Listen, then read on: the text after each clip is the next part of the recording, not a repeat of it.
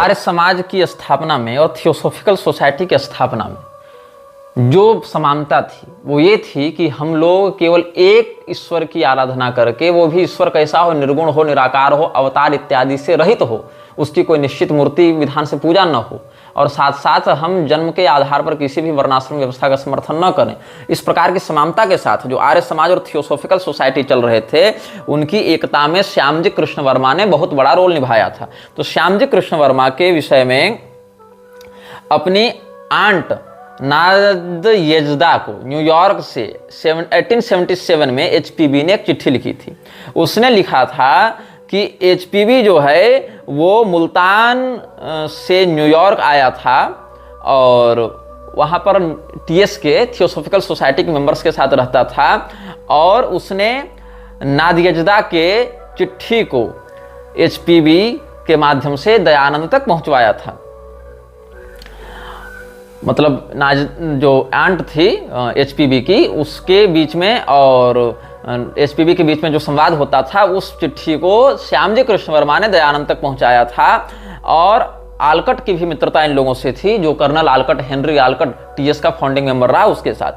तो इसमें कृष्ण वर्मा का एक आप वर्णन पढ़ेंगे तो समझेंगे कि ये लोग किस प्रकार से चिंतन करते थे। इसमें क्या कहता है He is exceptionally beautiful, although of the color of a light coffee, in his long white pajama dress and a white narrow turban on his head with diamonds on his neck and in bare feet. He is really a curious sight among the Americans in black coats and white collars. When one sees him the first time, he seems not more than 25, but there are moments he looks like 100 years old man. कभी कभी उसे देखकर लगता है कि वो 25 साल का नौजवान है, और कभी कभी उसे देखकर लगता है कि वो 100 साल का बूढ़ा है। इतना अंतर ये वर्णन कर रही है। सफेद रंग का कुर्ता पैजामा पहनकर, एक पगड़ी माथे पर रखकर, और उस पगड़ी में जो है वो हीरे जड़े हुए हैं, हीरों की हार, हीरों की माला, हीरों का हार पहनकर वो नंगे पैर घूमता है अमेरिका में। ये श्यामजी कृष्ण वर्मा का उसने चित्रण किया है। सफेद लाइट कॉफी के समान इसका रंग है, भूरे कलर का ये व्यक्ति है, मतलब जो इंडियन स्किन कलर एक ट्रेडिशन चलता है गेहुआ रंग का, वो है। साथ साथ इसने सफेद कुर्ता पैजामा पहन रखा है, माथे पर पगड़ी है और गले में हीरों का हार है, नंगे पैरी अमेरिका की सड़कों पर चल रहा है। तो वहाँ पर जो ब्लैक कोट इत्यादि पहने हुए व्हाइट कॉलर वाले जो अमेरिकन हैं, उनके बीच में इसकी एक अलग छवि बनती है और सभी लोग इसकी ओर स्वभावतः आकर्षित होते हैं। तो ये व्यक्ति जो श्यामजी कृष्ण वर्मा, ये बहुत पैसे वाला था, ये बहुत ही धनी व्यक्ति था, और इस व्यक्ति ने अमेरिका में थियोसॉफिकल सोसाइटी को अच्छा खासा दान दिया था। कब दिया था? हालांकि डॉलर की कीमत उस समय कुछ और थी, लेकिन फिर भी $20,000 इसने अमेरिकन थियोसॉफिकल सोसाइटी को दान दिया था। कितना? $20,000। वो भी करेंसी में नहीं, सोने में, गोल्ड में इसने पे किया था। रुपये में, मतलब ये नोट में या कॉइन्स में नहीं पे किया था, इसने गोल्ड में पे किया था, मतलब उतने मूल्य का gold. Krishna Varma was en route to South America the day after this letter was written. इस चिट्ठी के बाद वो अमेरिका गया, South America, but had donated $20,000 in gold to the society before living. अब आगे क्या हुआ? कृष्ण वर्मा के विषय में एचपीबी ने एक दूसरे कृष्ण वर्मा की भी इसमें चर्चा की है। The second Krishna Varma, Shyamji the chief apostle the people and pupil of our Swami will come to the next winter here to teach. He wants to prove by facts and statistics that all the Hindus who were converted into Christianity became drunkards, liars and thieves. ये लोग ईसाई missionary पहले से ही वहाँ धर्मांतरण का काम कर रही थी। श्रीरामपुर ट्रायो इत्यादि भी लगे हुए थे अपने क्षेत्र में, राजा राममोहन राय ये सब भी लगे हुए थे, जॉन मूर भी अपना काम कर ही रहा था। तो बहुत से हिंदू जो ईसाई मत में परिवर्तित होते जा रहे थे, वो कौन थे, क्या हो रहा उनके परिवर्तन के बाद? वो शराबी बनने लगे, जुआरी बनने लगे, भिखारी बनने लगे, डकैत बनने लगे। तो क्या हो गया?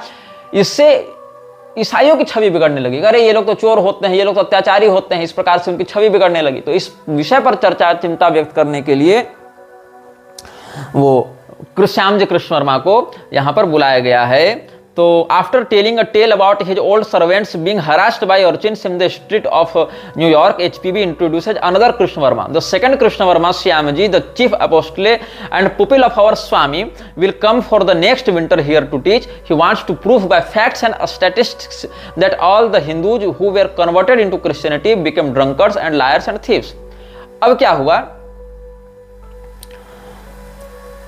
इसमें एक के पॉल जॉनसन ने जो पुस्तक लिखी थी मैडम ब्लावत्स्की, उसमें यह दावा करता है कि दो श्यामजी कृष्ण वर्मा कभी नहीं थे, एक ही श्यामजी कृष्ण वर्मा था और वो कभी अमेरिका नहीं गया. मतलब ब्लावत्स्की ने जो बातें लिखी हैं उसका खंडन करते हुए कह रहा है, इनफैक्ट ये पेज 116 में आपको मिल जाएगा, वहां से बता दे रहा हूं. In fact there was only one Krishna Varma who never visited the founders in America. HPB and Olcott visited neither Milwaukee, Nevada और any other points west of Philadelphia together. The wild stories HPB told her beloved and trusting aunt नाजेडा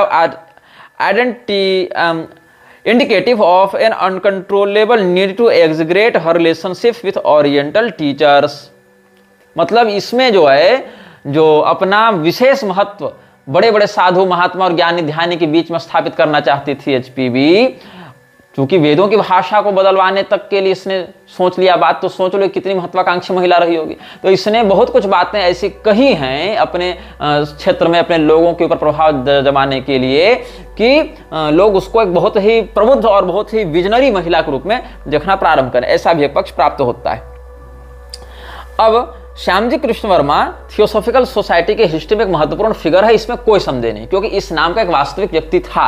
वो वास्तविक व्यक्ति इतना धनी हुआ करता था, इसमें कोई संदेह नहीं है. लेकिन आप जब पढ़ेंगे थियोसॉफिकल इनलाइटमेंट, जो जॉशलिन गॉडविन की पुस्तक है, वहां पर एचपीबी का एक वर्णन प्राप्त होता है कि California was an early Buddhist centre on account of the migrant workers came there from across the Pacific. The priest of one California temple, Wong Shin Fu, appeared in New York in April 1877, lecturing in fluent English. He was introduced at a reception given by Blavatsky at her apartment. In Isis Unveiled, she quotes a conversation with him. तो अलग अलग स्थानों से कर्मचारी बाहर भेजे जाते थे ट्रेडिंग करने के लिए, वहां पर बगानों में काम करने के लिए अलग अलग गुलामों के माध्यम से खरीद फरोख्त होती थी. तो बहुत से बौद्धों को भी भेजा गया था. पैसिफिक के पार होते हैं बौद्ध सब जब गए हैं, तो कैलिफोर्निया में उन्होंने बौद्धिस्ट टेम्पल का भी निर्माण किया था. वहां का एक हाई प्रिस्ट था वोंग शिन फू, वो बहुत ही अच्छी अंग्रेजी बोलता था. तो अंग्रेजी जब बड़ी धुआंधार बोले, फर्राटेदार बोले, तो लोग उसकी बात को सुनने के लिए प्रभावित हों, तो बौद्ध मत के प्रति आकर्षण बढ़ने लगा. तो ऐसे इन लोगों को चाहिए था कि कुछ ऐसे वक्ताओं को चुने जो कि संस्कृत में, हिंदी में, अंग्रेजी में, फ्रेंच में, रशियन में फ्लुएंटली बोल सके, ताकि उसकी वक्तृत्व शैली से प्रभावित होकर लोग थियोसॉफिकल सोसाइटी से जुड़ते रहें. तो 1877 में जो न्यूयॉर्क वर्ल्ड मैगजीन छपी, उसके 30 अप्रैल 1877 में ये अकाउंट पब्लिश किया गया है, जहां वोंग शिन फू ने एचपीबी के मिशनरी कार्यों को और कृष्ण वर्मा से भेंट और मौर्य से भेंट, इन सब की बातों को डिनोट वहां पर किया है. तो एक पुस्तक लिखी गई थी केसी यादव के द्वारा, केएस आर्या के द्वारा भी, Arya Samaj and the freedom movement. तो Arya Samaj and the freedom movement, इस पुस्तक के वॉल्यूम 1 में आप देखेंगे तो 1875 से 1918 इस समय तक की बातों को इसमें डॉक्यूमेंट किया गया है. तो इसमें कृष्ण वर्मा का इन्होंने चित्रण किया है. ये क्या कहता है, a brilliant scholar and leader of the Bombay Arya Samaj who became a loyal theosophist. Born in 1857 to a Brahmin family in Kutch, he was educated in his hometown of Mandavi before completing high school in Bombay.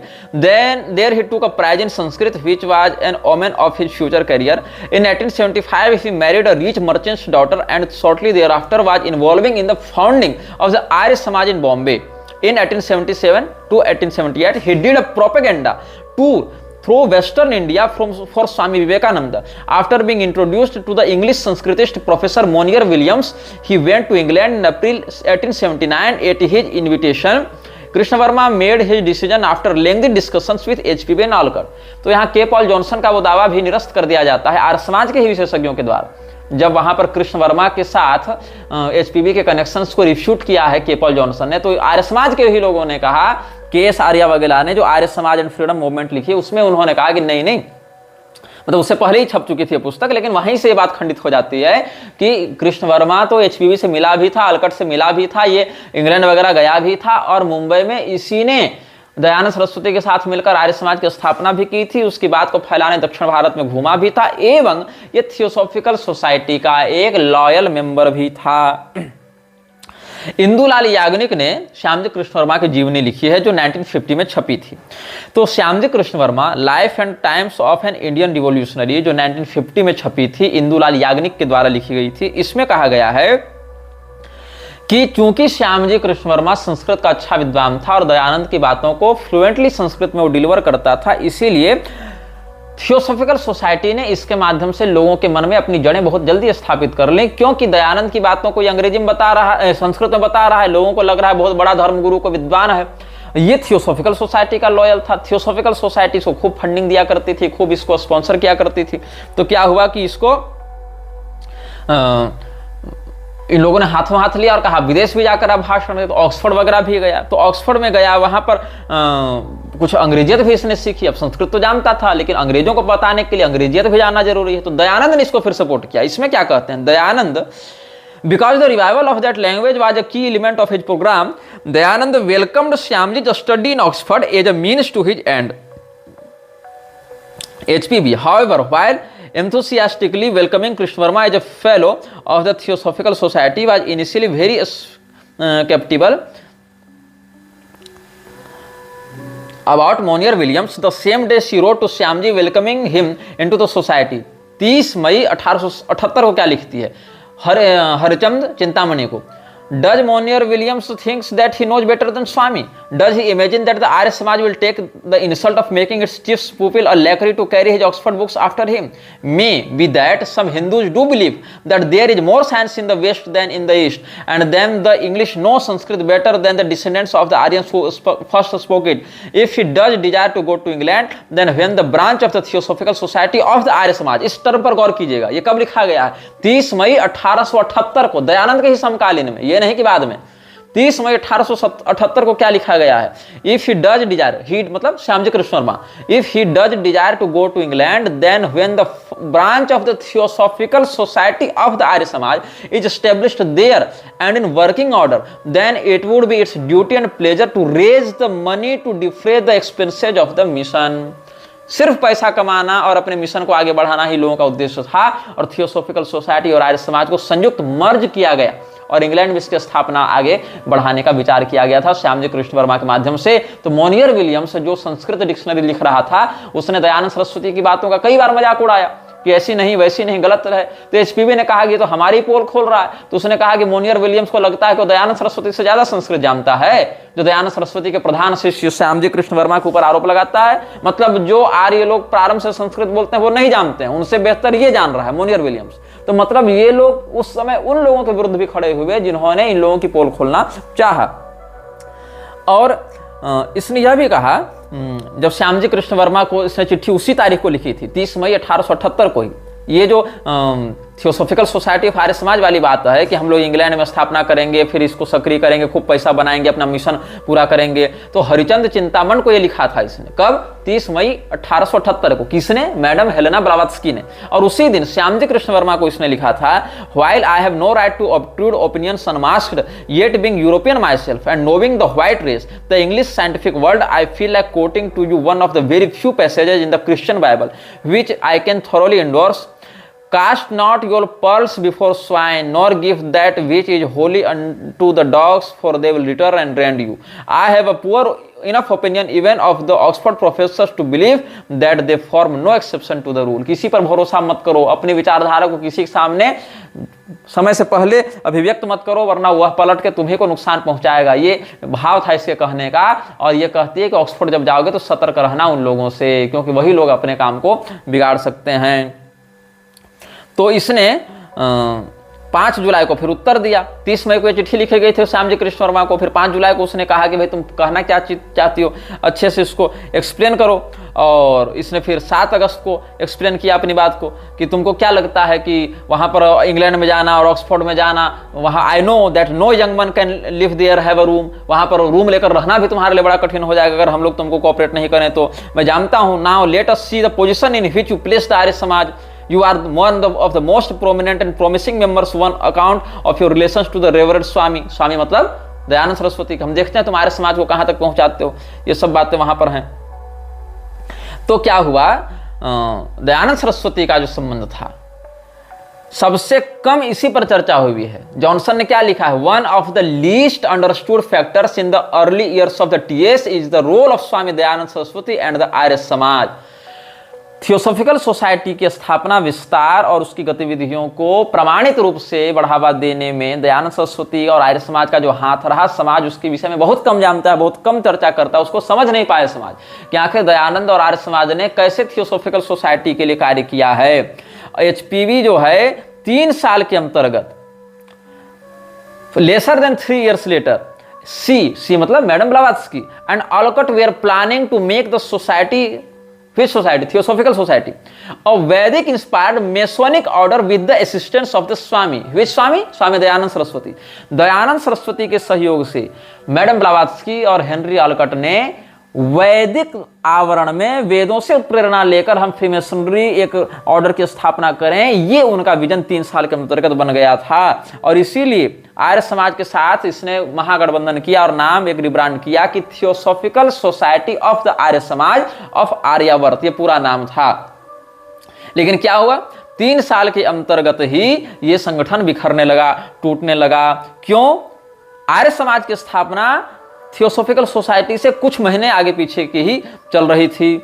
और उस समय क्या हुआ कि दयानंद सरस्वती को यह समझ में आया कि हम थियोसॉफिकल सोसाइटी से जिस महत्वाकांक्षा के कारण जुड़े थे, ये लोग तो उधर ध्यान ही नहीं दे रहे, ये लोग तो मुझे प्रमोट कर नहीं रहे, ये तो हमारे माध्यम से अपनी ब्रांडिंग कर रहे हैं, हमारे माध्यम से अपना काम कर रहे हैं। दयानंद सरस्वती के ऊपर ब्लावात्स्की और ऑलकट अपने आप को रखने लगे हैं। तो इन लोगों ने क्या किया है, एचपीवी ने एक पुस्तक लिखी थी, caves and jungles of Hindustan. वहां पर दयानंद सरस्वती का उसने चित्रण करते हुए कहा कि ये जो है लूथर ऑफ इंडिया है, मार्टिन लूथर किंग है इंडिया का। और मार्टिन लूथर किंग का वैश्विक राजनीति में या अर्थव्यवस्था में क्या योगदान रहा, ये किसी से छिपा हुआ नहीं है, इसलिए हम उस विषय पर चर्चा नहीं करेंगे। इन लोगों ने दयानंद को लूथर ऑफ इंडिया की उपाधि दी है। और पहले तो खूब इसने तारीफ की है इसकी। He is considered the greatest Sanskritist of contemporary India and is the complete enigma to everyone. He appears in the arena of reform only 5 years ago. Until then he lived as a hermit in the jungle like the ancient gymnosophists mentioned by the Greek and Roman writers. ये सब with the help of mystics and anchorites he studied the chief philosophical systems of Aryavarta and the occult meaning of the Vedas. ये सब आगे करते गया है। The impression he produced was remarkable and he acquired the surname Luther of India, wandering from one town to another, today in the south, tomorrow in the north and travelling from one end to the country to the other with incredible swiftness. ये सब लिखते गई है। तो इसने दयानंद सरस्वती का इतना महिमा मंडन कर दिया ब्लावात्स्की ने। ब्लावात्स्की कौन थी, किन संस्थाओं से जुड़ी हुई थी, किन रोसीक्रूशंस फ्रीमेसन्स के लिए काम करती थी, ये समझ सकते हो। तो दयानंद को महिमामंडित करने के लिए इसने बहुत कुछ लिखा। तो दयानंद को लगा कि ये तो हमको सर्वोच्च सर्वज्ञ धर्मगुरु के रूप में स्वीकार कर लेगी। जैसे कि ये क्या कहती है कि दयानंद ने क्या क्या किया है, थंडरिंग अगेंस्ट आइडल वर्शिप, मूर्ति पूजा के विरुद्ध वज्रपात करते हुए। The great orator fights with all his might against caste, infant marriage and superstition. अंधविश्वास के विरुद्ध लड़ता है ये सन्यासी, और बाल विवाह के विरुद्ध लड़ता है, जाति प्रथा के विरुद्ध लड़ता है। Chastising all the evil grafted on India by centuries of इसमें कुछ प्रिंटिंग मिस्टेक है, कैजुइस्ट्री लिखना चाह रहा होगा, miss interpretation of the Vedas. He स्क्वायरली and fearlessly blames the Brahmanas for them, declaring them in the hearing of the masses guilty of humiliation of their country. Once great and independent, now fallen and enslaved, India has never witnessed a more learned Sanskrit scholar, a deeper metaphysician, a more wonderful orator, and a more fearless denunciator of every evil than Dayananda since the time of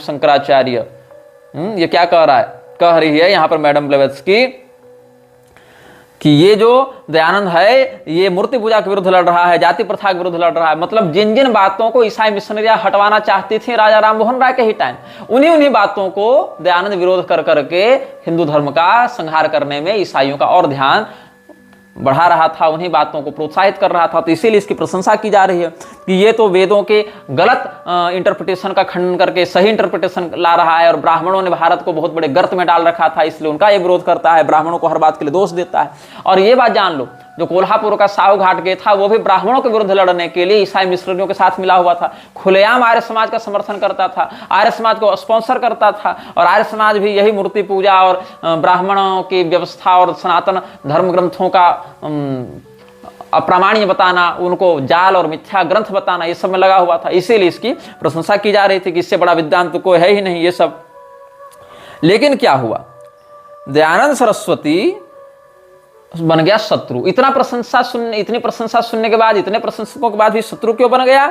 क्योंकि दयानंद सरस्वती चाहता था कि इसी को सनातन धर्म का सबसे बड़ा धर्मगुरु मान लिया जाए। हालांकि दयानंद सरस्वती के साथ अपनी स्वार्थ सिद्धि न होने के बाद शंकराचार्य, जो श्रृंगेरी के शंकराचार्य थे उस समय, उनकी प्रशंसा में भी बहुत कुछ लिखा है ब्लावत्स्की ने। मतलब जिससे काम निकालना चाहती थी वहीं पर ही जुड़ जाती थी, उसी को अपने प्रभाव में लेती थी, उससे अपना काम करवाना चाहती थी।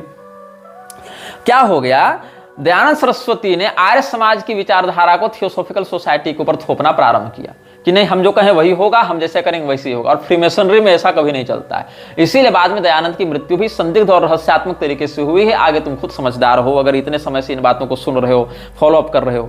तो क्या हुआ, HPB notes that Dayananda become a declared enemy of the TS and its followers. क्यों? फाउंडर्स। क्यों? She adds that the Swami had mistakenly hoped that all TS members would regard him as a supreme leader which conflicted with the policy of the society. मतलब दयानंद ने theosophical society की संस्थागत विचारधारा के ऊपर स्वयं को स्थापित करने का प्रयास किया था। इसीलिए बाद में यह संगठन टूटने लगा, और जो व्यक्ति दयानंद सरस्वती की चापलूसी नहीं करता था उसको थियोसॉफिकल सोसाइटी से निकलवाने के लिए जोर देने लगता था। इसीलिए दयानंद सरस्वती का बहिष्कार कर दिया TS ने। The demand that those who did not follow the Swami be expelled from the Theosophical Society was the last straw and the alliance was dissolved. ये सब हो गया।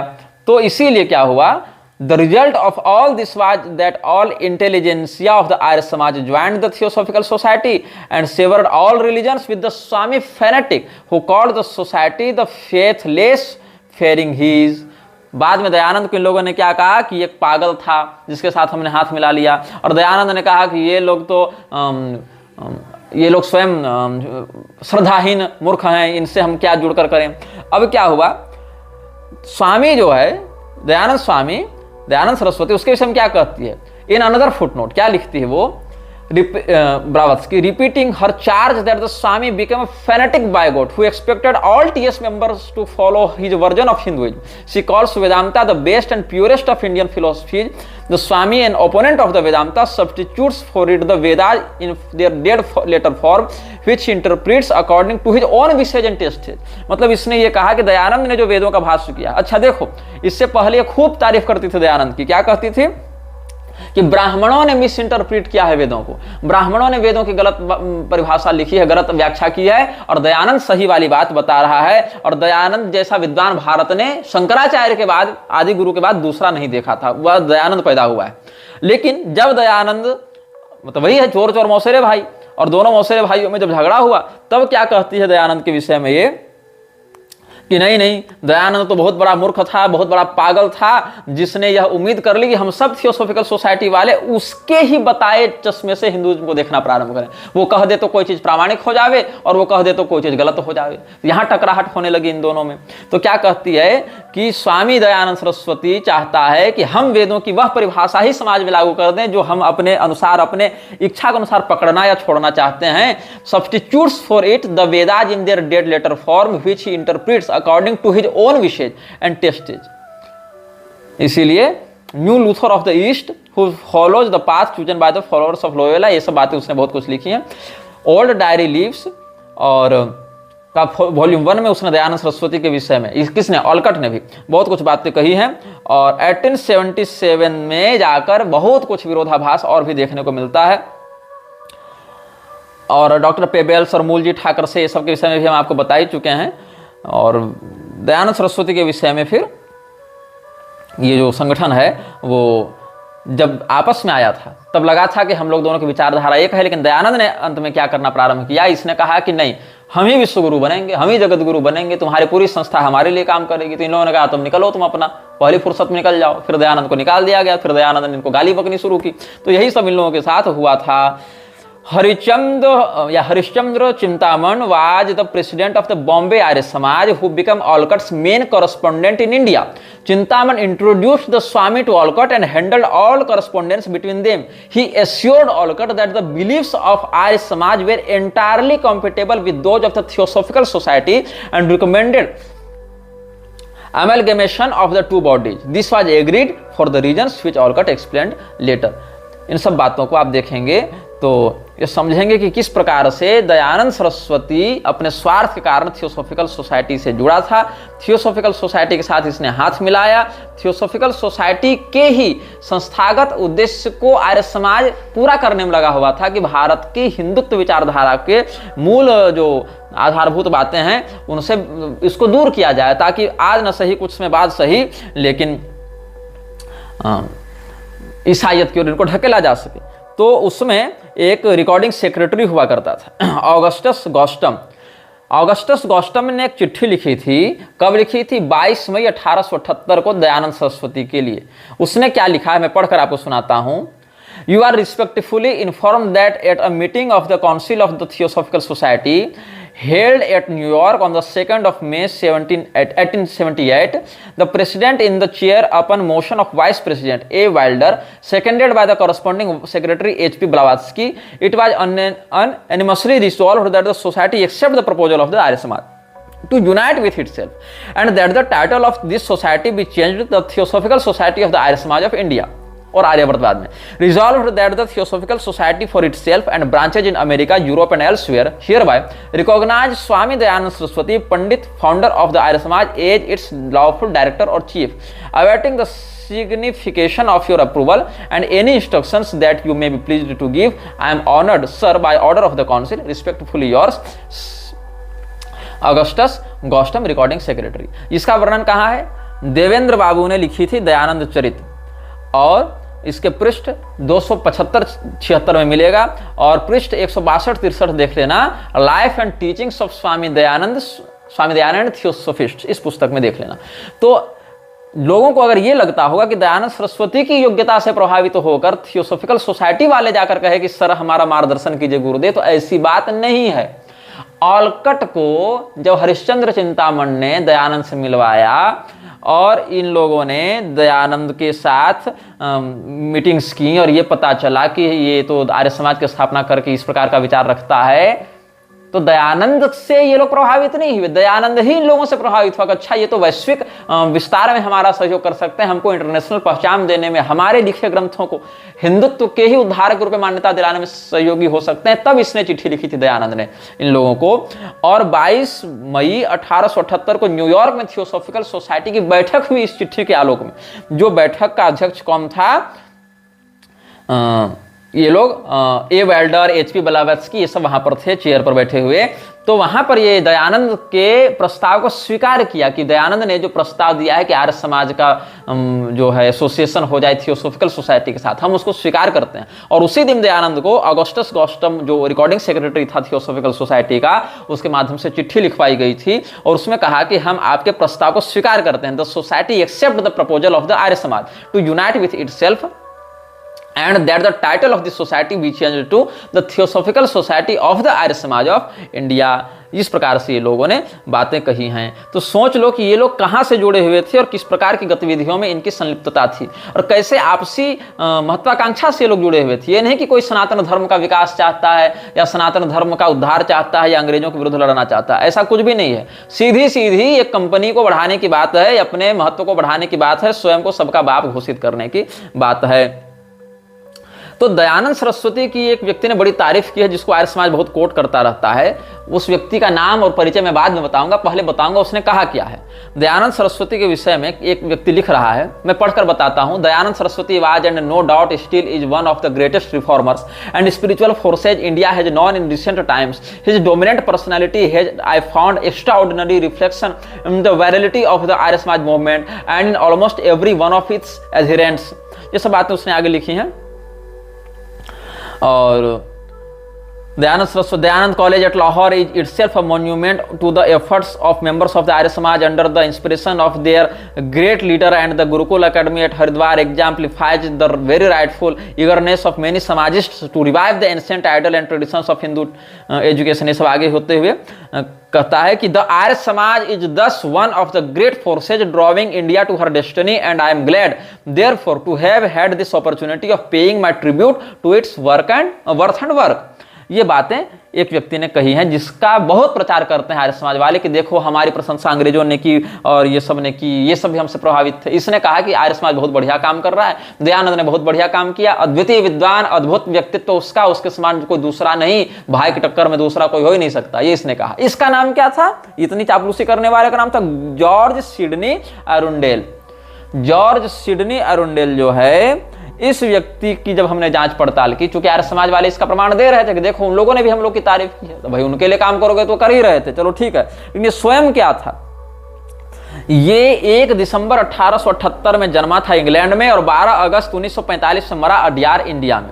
वो व्यक्ति थियोसॉफिकल सोसाइटी का बाद में सदस्य बना, फ्री में संस्था और थियोसॉफिकल सोसाइटी अडयार का वो प्रेसिडेंट भी रहा था, तो भैया इसीलिए तुम्हारी तारीफ करेगा। और साथ साथ लिबरल कैथोलिक चर्च में बिशप भी था। तो इस व्यक्ति ने अगर तारीफ की है तुम्हारी, तो क्या तुम्हारी तारीफ हुई, क्या तुम्हारी प्रशंसा हुई? अब लिबरल कैथोलिक चर्च क्या था? लिबरल कैथोलिक चर्च जो है वो J.I. वेगवुड और चार्ल्स वेबस्टर लीडबीटर के द्वारा स्थापित किया गया था। अब चार्ल्स वेबस्टर लीडबीटर कौन था? यही जिद्दू कृष्णमूर्ति का एक प्रकार से बौद्धिक मेंटर हुआ करता था। इस पर हम बाद में आएंगे। ये जो लोग दो जो थियोसॉफिस्ट थे, उन्होंने लिबरल कैथोलिक चर्च की स्थापना की थी और इसी चर्च का एक बिशप था जॉर्ज सिडनी अरुंडेल। अब भाई कोई ईसाई मिशनरी अगर देख रही है कि हमारे धर्मगुरु के रूप में स्थापित होकर कि व्यक्ति पुराणों को प्रक्षिप्त कह रहा है, मिलावटी कह रहा है या प्रामाणिक कह रहा है, मूर्ति पूजा का खंडन कर रहा है, वर्णाश्रम व्यवस्था का शास्त्रीय प्रारूप का विरोध कर रहा है, तो तुम्हारी प्रशंसा तो करेगा ही, क्योंकि उसकी मिशनरी जो है जिस हिंदू को ईसाई बनाना चाहती है वो अंततः इसी प्रकार की छद्म नास्तिकता के माध्यम से ही तो ईसाईयत की ओर आएगा। तो इसीलिए जो ये लोग थे J.I. वेगवुड और चार्ल्स वेबस्टर, इन लोगों ने ये सब लिबरल कैथोलिक चर्च की स्थापना की थी। और इसको आर्नोल्ड हैरिस मैथ्यू, जो old Roman Catholic church great Britain का था बिशप, वो ये था, उसके द्वारा बिशप की उपाधि दी गई थी इन लोगों को। आर्नोल्ड हैरिस मैथ्यू जो old Roman Catholic church great Britain का व्यक्ति था, उसके द्वारा इसको बिशप की उपाधि दी गई थी इन लोगों को। फ्रेडरिक सैमुएल वेलोगबाई इसका उच्चारण हो सकता है, फ्रेडरिक सैमुएल वेलोगबाई को उन्होंने दीक्षित किया था उस मत में, या अभिषिक्त किया था उसकी भाषा में कहें तो। और यही लोगों ने बाद में फिर चार्ल्स वेबस्टर इत्यादि को किया, और वेगवुड J.I. वेगवुड को ईसाई मत में बैप्टाइज किया। फिर इन लोगों ने लिबरल कैथोलिक चर्च की स्थापना की। उसी चर्च का बिशप था जॉर्ज सिडनी अरुंडेल, और जॉर्ज सिडनी जो अरुंडेल था वही दयानंद की प्रशंसा में ये सब लिखता रहा था। तो इसमें एक बीच में हमने एक व्यक्ति का नाम लिया था जिसका नाम था मौर्य। अब ये मौर्य क्या था? ये चंद्रगुप्त मौर्य, अशोक मौर्य नहीं था, ये कुछ और ही अलग लेवल ये कुचक्र चल रहा है। क्या हुआ कि जो universal brotherhood, the great fight brotherhood, जो 4 बुक्स ऑफ इजराइल पर आश्रित है, और यही ग्रेट फाइट ब्रदरहुड का सदस्य दयानंद भी था। दयानंद ग्रेट फाइट ब्रदरहुड का सदस्य कैसे था, उसके साथ और कौन लोग जुड़े हुए थे, इन विषयों में हम आपको अगले अनुभागों में बताएंगे। जब आर्यन मेसोनरी के विषय में हम चर्चा करेंगे कि लॉज ऑफ इस्लाम क्या था, लॉज ऑफ आर्यन मेसोनरी क्या था, वहां पर कैसे अलग अलग हिंदू मुसलमान का लॉज बनाकर फिर दोनों को इंटरकनेक्ट किया जाता था, तो आर्यन मेसोनरी पर चर्चा करेंगे। कहाँ उसका वर्णन है, एक एक पुस्तक का नाम लेकर, एक एक बातों को बताकर आपको हम संदर्भ देकर पुस्तक, एडिशन, लेखक, पेज सब बताएंगे, कहाँ कहाँ से हम पढ़ के आपको बता रहे हैं। लोग कमेंट में पूछते हैं कि ये सब बातें आप कहाँ से बता रहे हैं, हम सब रेफरेंस वीडियो में ही देते जाते हैं। तुम वीडियो ध्यान से सुनोगे वही सारा रेफरेंस तुमको मिल जाएगा, कहाँ से बता रहे हैं। तो ब्लावात्स्की ने एक दावा किया था कि अलेक्जेंडर व्लादिमीरोविच गोलित्सिन, जो एक रशियन राजकुमार हुआ करता था। तो गोलित्सिन क्या है? गोलित्सिन रूस का दूसरा सबसे संभ्रांत और विशाल राजवंश माना जाता है। वहां के राजकुमार अलेक्जेंडर व्लादिमीरोविच के साथ अलेक्जेंडर व्लादिमीरोविच, थोड़ा उनके नामों के उच्चारण में कठिनाई हो जाती है कई बार, तो अलेक्जेंडर व्लादिमीरोविच गोलित्सिन, ये जो रशियन फ्रीमेसन हुआ करता था, वो ब्लेवेत्स्की का मेंटर था या मित्र कह सकते हैं, या उसका जो उत्प्रेरक था। उसके मार्गदर्शन में इसने बहुत से तंत्र विद्याओं का अभ्यास पश्चिमामनाय के अधिकार में किया था। तो इसको एक व्यक्ति दिखता था जो काले रंग का दिखता था और जिसका स्वरूप बड़ा आकर्षक था। आप ध्यान देंगे एक आकर्षक स्वरूप वाले काले व्यक्ति को मीरा अल्फासा भी देखती थी, ऐसा दावा किया गया था। उसने उसका नाम कृष्ण रख दिया था, लेकिन इसने कहा कि मेरा नाम मौर्य है। इस मौर्य वाली घटना को जो लीड बीटर था, जिसका वर्णन अभी हमने किया आपके सामने, तो लीड बीटर जो है Charles Webster Leadbeater, CW Leadbeater, उसने भी रिकॉर्ड किया है और एनी बेसेंट ने भी इसके बारे में लिखा है। एनी बेसेंट के बारे में हम आपको एक दो अनुभव के बाद बताएंगे। जब एनी बेसेंट की चर्चा करेंगे, ब्रह्मा कुमारी की चर्चा करेंगे, कृष्णमूर्ति की चर्चा करेंगे, तब उन विषयों पर हम आएंगे। अभी एक बहुत ही बड़ा पाखंड चल रहा है आक्षिक रिकॉर्ड्स के नाम से, AKASHIC, आक्षिक रिकॉर्ड्स के नाम से चल रहा है। बहुत बड़ा फ्रॉड है कॉर्पोरेट का। ये आक्षिक रिकॉर्ड्स कहां से चला है? इन लोगों से ही। एनी बेसेंट और CW लीड बीटर, ये सब आक्षिक रिकॉर्ड्स जो हैं वही से लेकर आ रहे थे, और ये सब थियोसॉफिकल सोसाइटी के ही लोग थे। मतलब परंपरागत बातों को, ज्योतिष के मुहूर्त चिंतामणि जैसे ग्रंथों को भी दयानंद ने उधर नकार दिया, और जब भारतीय पारंपरिक ज्योतिष से लोग दूर चले जाएंगे तो आक्षिक रिकॉर्ड से सबके नाम से लोग नई नई बकवास प्रारंभ करते जाते थे। तो कहा गया, जब अडियार का जो हेडक्वार्टर था अडियार में थियोसॉफिकल सोसाइटी का, वहां पर 1910 ईस्वी में एक समर कैंप का आयोजन किया था इन लोगों ने। तो वहां पर ये जो मौर्य का वर्णन है, MORYA, मौर्या या जो भी आप इसको कह सकते हैं, MORYA, इसका वहां पर वर्णन किया गया, इसकी बात को सार्वजनिक किया गया। ये दावा किया गया कि अटलांटिस का राजा था। अटलांटिस वही जगह है जहां पर सेंजार की भाषा में बुक ऑफ डायजन लिखने का दावा किया था ब्लावत्स्की ने, लिखवाने का दावा किया था ब्लावत्स्की ने। तो ब्लावत्स्की को एक विजन आता था मौर्य नाम के किसी व्यक्ति का। हो सकता है यमलक्षराज स्वयं हो या ना भी हो, या उस प्रकार के भटकाने वाली कोई पैशाचिक शक्ति हो, लेकिन इसको एक कुछ दिखता था, ऐसा इसने दावा किया था।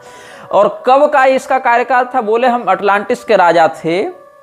अटलांटिस का राजा एक कब था? तो कहा ईसा के पैदा होने से 2,20,000 साल पहले हम थे। 220000 BC, 2,20,000 साल पहले हम अटलांटिस के राजा थे, और तब से आज तक अटलांटिस पर हमारा ही शासन है। मतलब उस समय जो राजा अभिषेक हुआ सो आज तक हमारा ही है, और हमारा जो है जो सिटी ऑफ गोल्डन गेट्स है हमारे अटलांटिस में, वहीं पर हमारी गद्दी है, वहीं से हम शासन करते हैं। और एसेंडेड मास्टर्स या चर्च इंडिविजुअल में जिन लोगों का हमने नाम बताया था, उसमें लोगों ने गौतम बुद्ध को भी डाल रखा है, मैत्रेय को भी डाल रखा है, जीसस को डाल रखा है, जीसस की अम्मा को भी डाल रखा है, कन्फ्यूशियस को डाल रखा है, सेंट जर्मिनिया को डाल रखा है। ये सबको इसने वहाँ इंडिविजुअल मास्टर्स या इंडिविजुअल चर्च या एसेंडेड मास्टर्स की उपाधि दे रखी थी ब्लावत्स्की ने। तो कहा कि हम ही एसेंडेड मास्टर्स के बहुत से प्रारूपों में अवतार लेकर आते रहते हैं। तो पूछा गया कि तुम कौन हो भैया, कहां कहां तुम आते हो? तो इसने क्या दावा किया कि हम जीसस को ज्ञान देने वाले 3 बुद्धिमान लोगों में से एक हैं, जिसमें मेल्चियोर का नाम था, MELCHIOR। अब मेलेचियोर जो भी हो सकता है इसका उच्चारण, जीसस, ईसा, जेशुआ, बहुत कुछ नाम आ जाते हैं ना उच्चारण में, ये था। और मैं ही अब्राहम भी था, अब्राहम के रूप में भी मेरा ही जन्म हुआ था। कैमलॉट का जो किंग आर्थर हुआ ना इंग्लैंड का राजा, वो भी मैं ही था, उसके रूप में मेरा ही पुनर्जन्म हुआ था। और जो कैंटरबरी का जो आर्क बिशप था थॉमस बैकेट, उसके रूप में भी मेरा ही पुनर्जन्म हुआ था। यहां तक कि मुगल बादशाह अकबर के रूप में भी हम ही पुनर्जन्म लेकर आए थे। शम्स तबरीजी के बारे में आप खोज लेंगे, वो भी हमारा ही पुनर्जन्म था। सर थॉमस मोरे, वो भी मेरा ही पुनर्जन्म था। सर्जियस ऑफ रेडोनेज, वो भी मेरा ही था। तो ये जो इसने दावा किया कि मेरा नाम मौर्य है, हम अटलांटिस के राजा हैं पिछले 2,20,000 सालों से, और समय समय पर अलग अलग राजाओं का, अलग अलग गुरुओं का, अलग अलग नोबल पर्सन्स का हम अवतार लेकर तुम्हारे सामने आते रहते हैं। इन सब बातों का आश्रय लेकर ये लोग इन बातों का प्रमाण प्रस्तुत करते रहते थे। और हमारे जो मान्य सनातन धर्म के वेद, वेदांत, स्मृति, पुराण है, उनको प्रक्षिप्त, उनको मिलावटी, उनको अप्रामाणिक, उनको ब्राह्मणों के द्वारा किया गया षड्यंत्र, ये सब घोषित करते रहते थे, ताकि एक और हमारी सत सनातन व्यवस्था से, सच्चिदानंद घन परमात्मा की जो विशुद्ध शास्त्रीय परंपरा, उससे निष्ठा टूटे लोगों की, और दूसरी ओर इन काल्पनिक बातों, या काल्पनिक न भी सही लेकिन एक पैशाचिक भ्रामक चित्रण के द्वारा हिंदुओं को अपनी ओर आकर्षित किया जा सके, उनके मन में एक आकर्षण उत्पन्न करके उनको ईसाईयत में दीक्षित किया जा सके। इस प्रकार से ये लोग बहुत कुछ कहते रहे थे। और थियोसॉफिकल सोसाइटी, आर्य समाज दोनों आपस में हाथ मिलाकर, आपस में गठबंधन करके हिंदुओं की ही मान्यता के विरुद्ध जाकर, और वो भी हिंदू धर्मगुरु का वेश बनाकर, हिंदुओं को नास्तिकता की ओर, या कहें तो अर्धनास्तिकता की ओर, या कहें तो कम से कम स्व कुल परंपरा विरोधी के रूप में स्थापित करके क्रमशः, जिसकी जैसी मूर्खता, कम से कम अपनी कुल परंपरा ही छोड़ दो एक पीढ़ी के लिए, तो दूसरी पीढ़ी में अर्धनास्तिकता आ जाएगी, तीसरी पीढ़ी में पूर्ण नास्तिकता आ जाएगी, चौथी पीढ़ी तो कन्फर्म मिलेच्छ बन जाएगी। तो कम से कम आज ना सही लेकिन 200 साल के बाद सही, लेकिन अंत तो इसका वही होगा ना, स्लो पॉइजन दे देकर इसको मारो। इस प्रकार से षड्यंत्र ये लोग करते रहे। अब आर्यन मेसोनरी क्या है, इस विषय में हम आपको अगले अनुभाग में बताएंगे। यह वीडियो जल्द ही हटा दिया जा सकता है। कृपया थर्ड पार्टी ऐप्स का उपयोग करके डाउनलोड करें। आप इस वीडियो को अपने चैनल पर फिर से अपलोड भी कर सकते हैं।